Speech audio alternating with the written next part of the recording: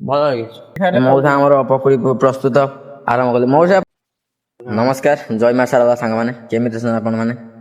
ଆଶା କରୁଛି ଆପଣମାନେ ଭଲ ଥିବେ। ମୁଁ ପୁରା କାହିଁ ହସି ଜାଣିଛନ୍ତି ଦେଖୁନାହାନ୍ତି। ମୋ ସାଙ୍ଗରେ ଏ ପିଲାଟା ଆସିଥିଲା ଆମର 3 ମାସ ତଳେ କାମ କରିବା ପାଇଁ, କାମ କରିନଥିଲା। ଆଜି ଆସିଛି କାମ କରିବା ପାଇଁ, ହେଲେ ଆମର ଅଫିସ ବନ୍ଦ ହେଇଗଲାଣି। ଏ କାଲିଠୁ ଆସିବ ଆଉ ମଙ୍ଗୁଆ ଦେଖୁଛନ୍ତି ଜାଣିଥିବେ। ଆଉ ଇଏ ଆମର ଅଛି ବ୍ୟାଙ୍କରେ ଅଛି, ଯେତେବେଳେ ଯାହା ଲୋନ୍ ଫୋନ୍ ଦରକାର ହବ କହିବେ ସିଏ ଦବ, ନହେଲେ ବାଟରେ ଯୋଉଠି ଦେଖା ହେବ ଏଇ ପିଲାଟା ଆପଣଙ୍କର କହିବେ ସିଏ ଦେଇଦବ, କିଛି ନାହିଁ। କିନ୍ତୁ ଆମେ ଏଇକା ଆସିଛୁ 3:30 ହେଲାଣି ଦେଖୁନାହାନ୍ତି, ଏ ମଉସାଙ୍କ ଦୋକାନରେ ଖାଇବା ପାଇଁ ବୁଝିଲେ। ଏଇ ଖିଆ ହବ ପକୁଡ଼ି ଫକୁଡ଼ି ଟିକେ ଖିଆ ହବ। ତାପରେ ଆଜି ସକାଳୁ ବି ଭିଡ଼ିଓ କିଛି ନଥିଲା, 2 ଦିନ କିଛି ଆସିନି ଭିଡ଼ିଓ।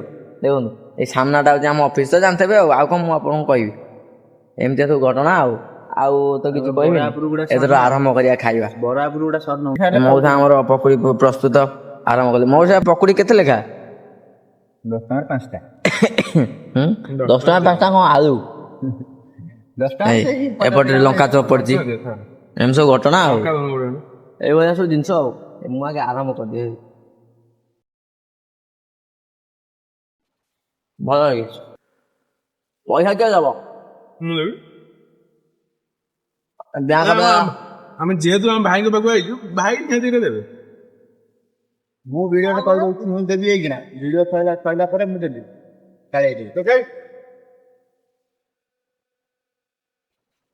ହଉ ଦେଖା ହବ।